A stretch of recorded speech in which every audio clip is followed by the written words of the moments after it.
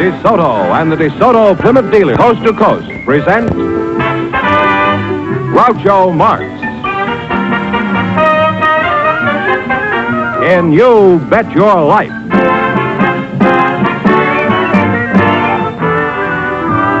Groucho sent me to see the new Desoto. Groucho sent me, and I love to drive this car. It's long and low and roomier, so handsome you can see. It's powerful, and I'm so glad that Groucho sent me. Listen to him when you hear Groucho say, Go drive the new Desoto at Desoto Plymouth dealers today. And now, here he is, the one, the only... I thought he went out with the old year. Oh, that's me.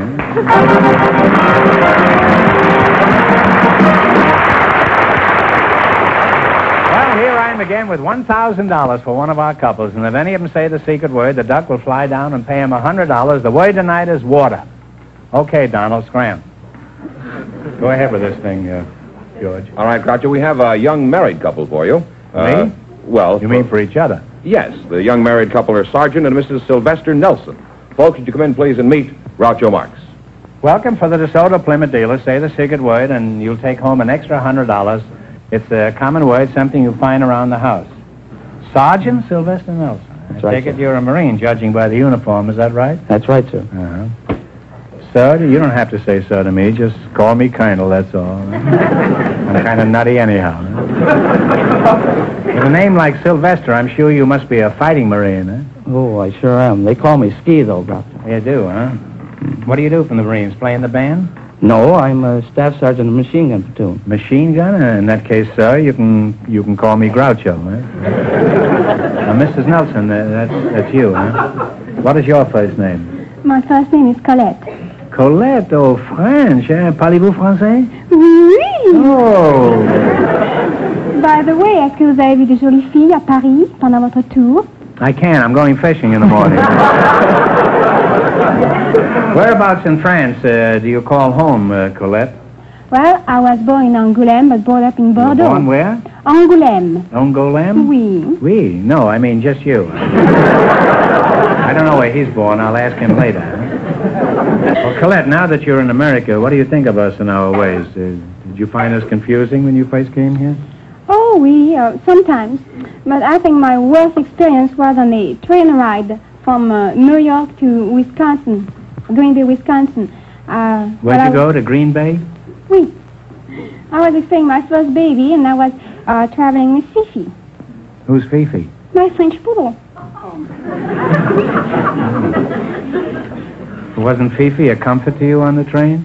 Pulito saying no, she was pregnant too.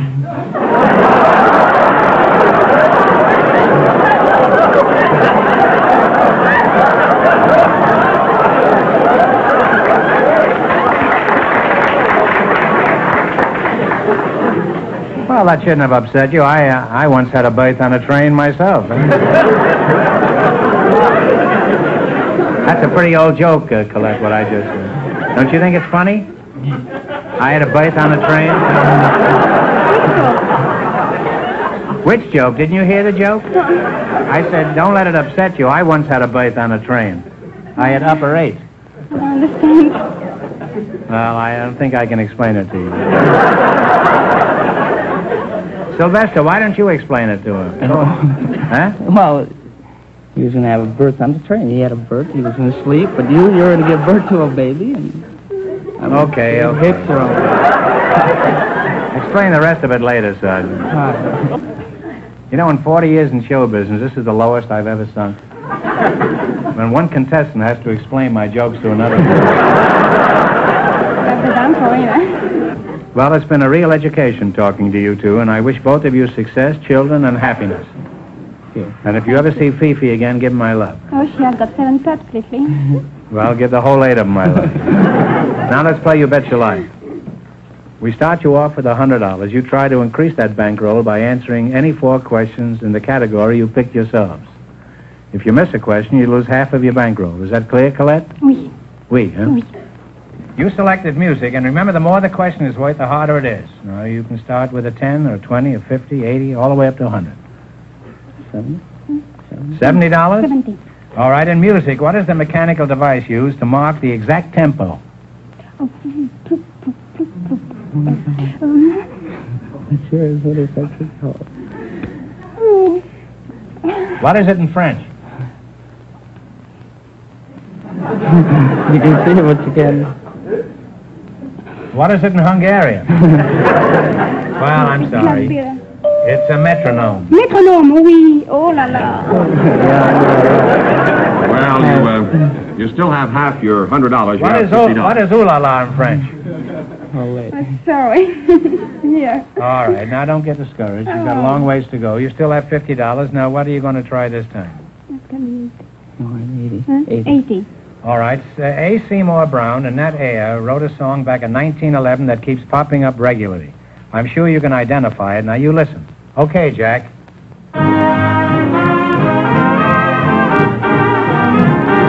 Beautiful doll? Oh, you beautiful doll is right. That is right. Absolutely. Oh, yes. Oh, hi. You now have $130. Now, what do you want to try? How many francs? 90. According to the folk song, who wore sardine boxes minus topses in place of shoes? Oh la la. Oh, that's a hard one. According to the folk song, this is an old American song, and this is one of the lines in it. Who wore sardine boxes minus topses in place of shoes? Do you know, George? Yes, I think I do. Tell it to him. Clementine? My darling Clementine, that's right. You win $50, George. But unfortunately, you lost half your $130. You now have $65. All right, now here's your last chance to beat the other couples, and don't be discouraged. 100? That's the hard one. All right. There you go. Huh? The bigger the money, the harder the question, you know. Well, we're not- I don't want to alarm you. 100, go ahead. 100. What was the first name of the great Austrian composer, Mozart? What was his first name? Oh, I should know it. I know I should know that name. I'm stuck. Well, it's a ridiculous name. It's Wolfgang. Oh, I would have never guessed it. No. If you'd have thought of Errol Flynn, you'd have guessed it. Now, I'm Well, sorry. you wind up with $32.50. Thanks and good luck from the Desoto Plymouth dealer. Sorry you didn't win more.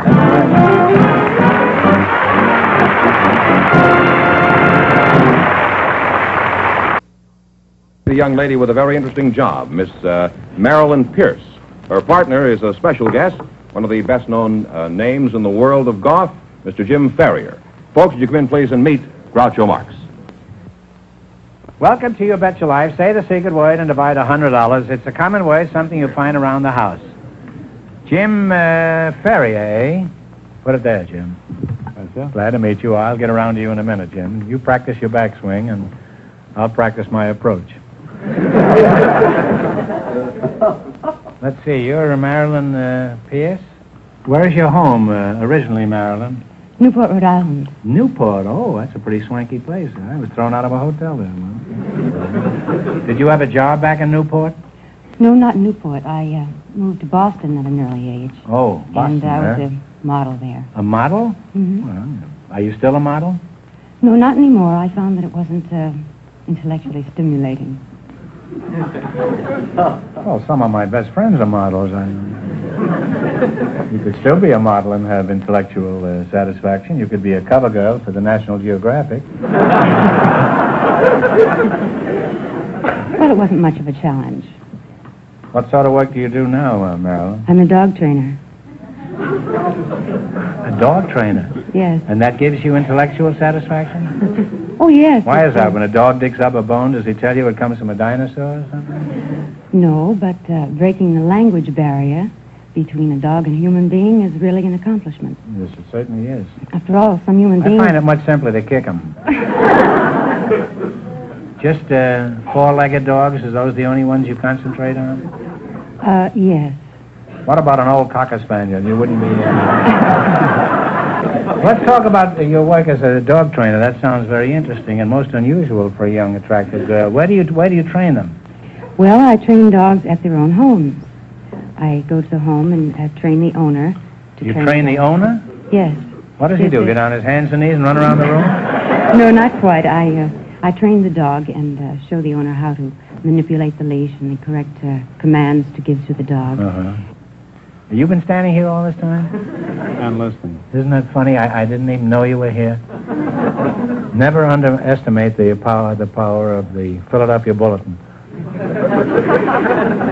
Where are you from originally, Jim? I came from Australia. Oh, down under, huh? The Antipodes, huh? Yes, I've been here 15 years. I came from Sydney originally. Is that so? Played professional golf here for 15 years. Mm-hmm. What are some of the important golf tournaments that you've won? I know you've won many of them. Well, I won the National PGA Championship in 47. I won the Canadian Open twice. I've won 5 Australian championships and quite a few of the big money events around the country. I now at Lakeside Club here in Hollywood. Oh, I see. Huh? And hope to have you over one day. Yeah. Well, do you ever play at Hillcrest? Oh, yes. Matter of fact, playing there next week. Oh, tournament? Huh? No, just a little friendly game. If you have a loose dollar or two. I have a loose dollar, but I haven't got a loose moment for them. I play golf, too, you know. What is your handicap, Jim? Well, as a pro, I don't have a handicap. Well, congratulations. How is it a tall, handsome man like you isn't married? Oh, I'm married. I have a wife. You just said you didn't have a handicap. Well, haven't you got the same handicap that 50 million other men have? Well, I don't consider my wife a handicap. No, you had a bad lie, Jim, but you recovered very nicely. Well, I'd like to go on talking to you two, but it's time to play You Bet Your Life. In the race for the $1,000, the first couple won $32.50, and the secret word is water. Now, you select the general information quiz, and remember, the more the question is worth, the harder it is. I think we better start a lead, you don't think? 80? Oh, that's kind of big. How about 50? 50? 50 be all right? Mm-hmm. Okay. 50. All right. What type of merchant indicates his trade by suspending 3 golden balls over his front door? Pawnbroker. Yeah, pawnbroker in the hock shop. That's right. You now have $150. What are you going to try this time? You have $50. $150. You want an 80 or 90 or 40 or 60? Oh, no, it's 100. 100? 100? Oh, gee, that's pretty high. You agree with that, Jim? Oh, 80? I'm not very intellectual. 80, okay. 80. What is the monetary unit of Italy? Lira. Lira is right. You now have $230. What do you want now, a little one or a big one? Big ones are harder, the little ones are easy. Let's go to 60, back to 60. 60? We're going pretty good. 60? 75. There is no 70. No? All right. There's a 70 or a 80. You've had the 80. 70? Okay. What is the complete membership of the United States Senate? And I want the precise number. 48. How many members in the United States Senate? I think it's more than No, that. wait a minute. 48. Let's see, no, 96, I believe it is. 96? 96 is right, huh? You now have $300. What are you going to go for? 60? What? 60? 60? 60, ma'am? Can we go up? Don't look at me with those big black eyes. Oh, I think 60 would be safe. I'm Scotch, you know. Well, I am, too, but I'm in living danger. All right, 60? All right. How many justices are there on the Supreme Court? And I want the exact number. It must be 12. I believe. One answer. I don't know. I would say 12. 12. No, I'm sorry. It's 9, Jim. Well, it you is lost pretty half good. your $300. You wind up with $150. Well, thanks and good luck from the Desoto Plymouth dealers. Sorry you didn't win the last one.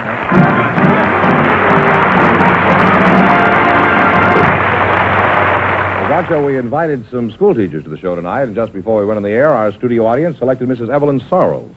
Her partner, Mr. Floyd Humiston, has an unusual occupation. So, folks, you come in, please, and meet Groucho Marx.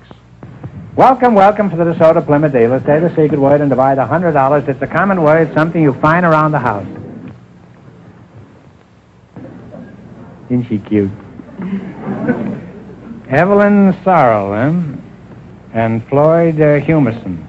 Evelyn, I'll start with you because you're a girl. You're a teacher, is that right? Yes. Oh, what a nice little teacher, huh? Where are you from, Teach? I teach at El Monte. Are you married? Yes, my husband goes to Caltech. Oh. Well, I'm sorry to hear that. Floyd Humerson, huh? Yes, sir. How old are you, Floyd? I'm 24. Now, Mr. Fenneman says you have an unusual profession. What do you do, Floyd? Well, With a name like Floyd Humerson, I should guess you're a flute player with a Philharmonic. What do you do? Well, I train lions, Groucho. What was that? I train lions. You mean the van and storage company? No, the kind that eat meat. How long you been doing this kind of work, Floyd? About half an hour? No. People say anything to get on this show. Trains lines. He probably sells pencil sharpeners. I could use one. My head has been coming to a point lately. Well, my father was a lion trainer, and so I've been at it since I've been about 8 years old. What did you do? Did you start training mice first when you were a kid? Well, no, just being around them. You say your father was a lion tamer? Yeah. What happened? Did he collect his severance pay? No, he's retired. He's in the termite business now.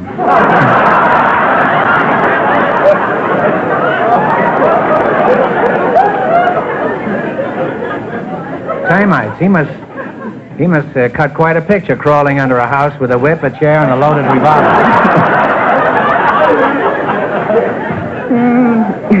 Where did he find these termites? On the lion?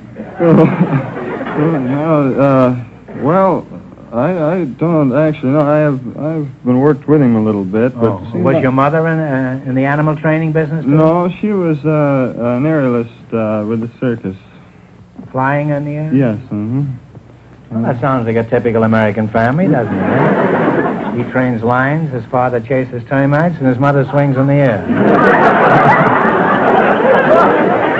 That's what you call the ideal American home. Must be very restful around there around dinner time. Do you have any brothers and sisters, or does the lion do away with them? Yeah, I have a half sister, Groucho. You have a half sister? Yeah.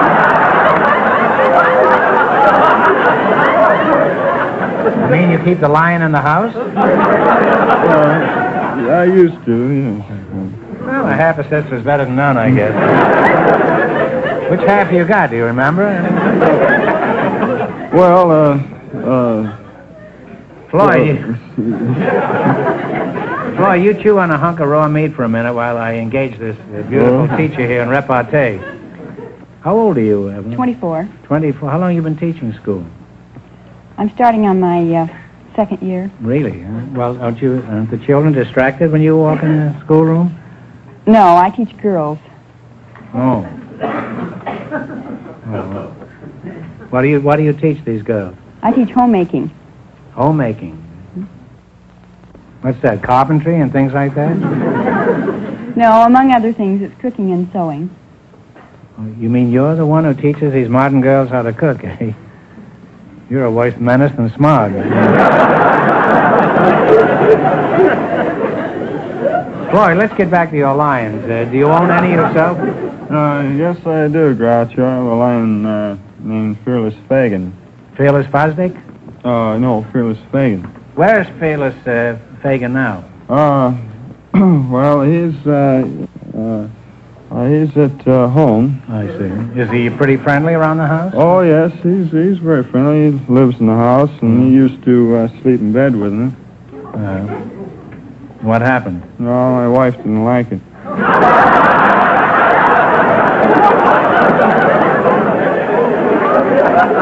Well, I think there's some justification for that. I think you should have got her a lion, too, huh?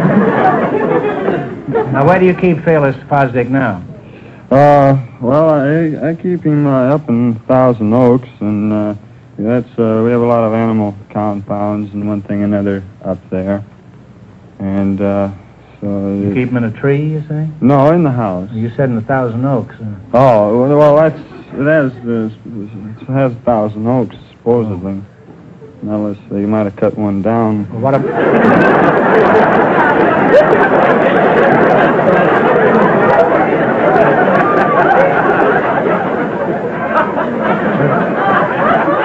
that anything like 29 pounds? Well, I guess about the same, yeah. Well, how do your neighbors feel about this? Don't they complain? No, they have elephants.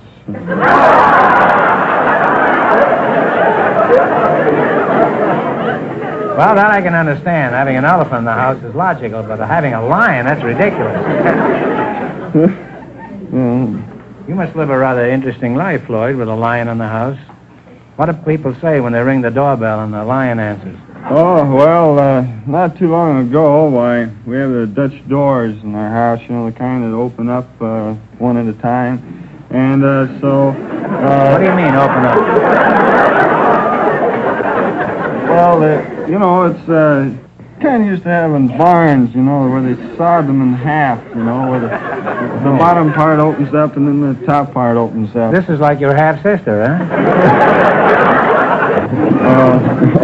Well, anyway, so this Fuller Brushman, he came up to sell me some brushes, and so I was talking to him, and so Fagin stuck his head out over the door and top of the door, and so I still have the man's brushes and briefcase.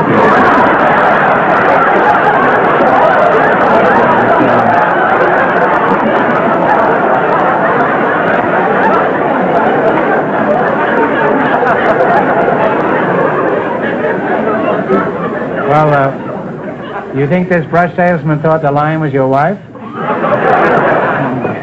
Isn't your wife afraid of Fagin? Oh, no, she's not afraid of me or Fagin or anybody else.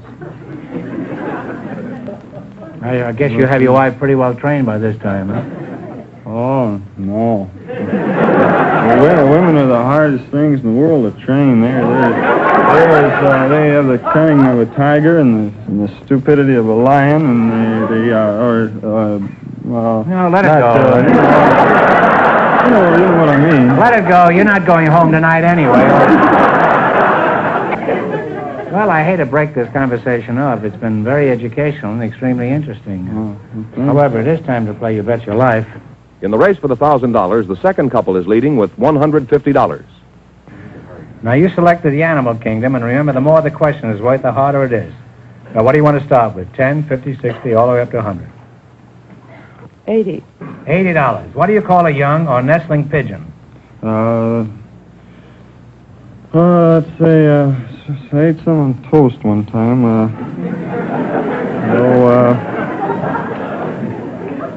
I hope they agreed with you. Squab. Squab is right, yes. You have $180. Now, what are you going to go for? 90. 90. What kind of an animal is a Flemish giant? Flemish giant. That's a fowl, if I'm not mistaken. Flemish giant. Let's see. Guess, if you don't know. Well, I'm sorry, it's a rabbit. Oh. Yeah, well, that's a shame. You lost half your 180. You have $90. All right, now what are you going to go for? 70. 70. What do you call the rodents that live in colonies on our American plains? They have a bark resembling that of a dog. That is your, a prairie dog. That's right, a prairie dog is right. You now have $160. And here's your last chance to beat the other couples. What are you going to go for? 60. 60? 60. What are teals, golden eyes, and canvasbacks? Eels, goes and gather ducks. That's right, ducks is right. And you wind up with $220. Thanks, and good luck to the Desoto Plymouth dealers. Thank you.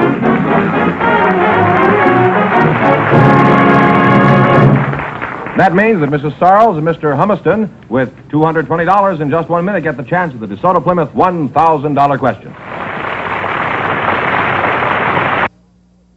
Mrs. Sarles and Mr. Humiston all set for the Desoto Plymouth $1,000 question. All right, here we Back go to for $1,000. I'll give you 15 seconds to decide on a single answer between you. Think carefully, and please no help from the audience.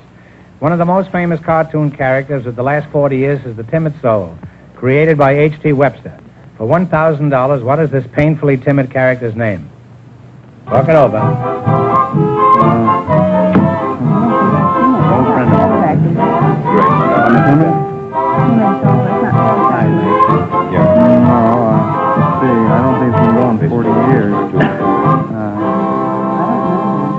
right, what is the answer you two have decided upon? I'll take a long guess. It wouldn't be sad sack, would it? No, it's Casper Milk Toast. Oh. So that means the big question next week will be worth $1,500. Well, they lost the big money, but how much they win the quiz, George? $220. Well, thanks and congratulations to both of you and to all of our contestants on the show tonight.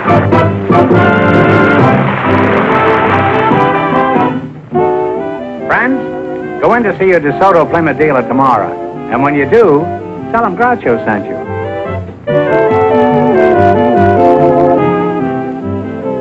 Be sure to tune in next week, same time, same station, for Groucho Marx in You Bet Your Life on television. On radio every Wednesday night. And don't miss the big Chrysler Corporation TV show each week on another network.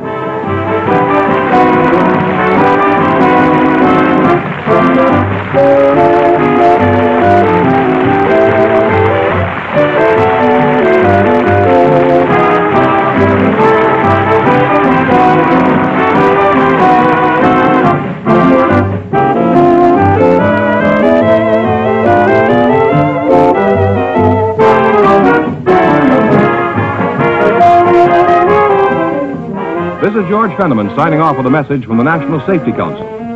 You can't control the winter weather, but you can control your speed.